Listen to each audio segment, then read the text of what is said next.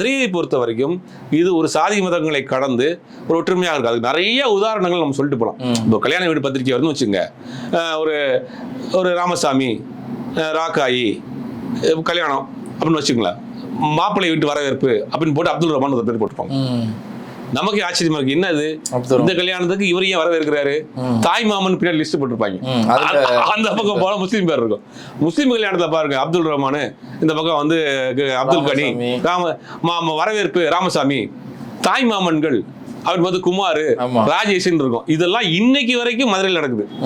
அப்ப இந்த உறவு முறைகள் வந்து காலங்காலமா இருக்கும்.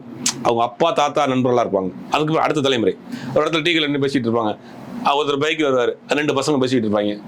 உங்க அப்பா எங்கடா அப்படின்னு இவர் கேட்பாரு. அப்பா வீட்டில் இருக்காரு, நான் ஃபோன் எடுக்க மாட்டேங்கிறேன், அந்த ஃபோன் எடுக்க சொல்லு. அப்ப நீ போய் சொல்லுவான், அப்பா ரமேஷ் அப்பா அவங்க ஃபோன் பண்ண சொன்னாரு, அவன் எதுக்கு அவன்கிட்ட சொன்னா அப்படிமா. ஏன்னா இவங்க 2 பேரும் ஃப்ரெண்டு. ஃபோன் பண்ணி இவங்க 2 பேரும் பேசிடுவாங்க, என்னடா பண்றான், நம்ம பண்ண வேலை தான் அவங்க 2 பேரும் பண்ணிட்டு இருக்காங்கன்னு. இப்படி பரம்பரையாக உறவு முறையோடு வாழ்ந்துட்டு இருக்கக்கூடிய ஊர். இங்கே வந்து அரசியல் செய்யணும். இது வந்து தமிழ்நாட்டினுடைய சாம்பிள் தான் மதுரை.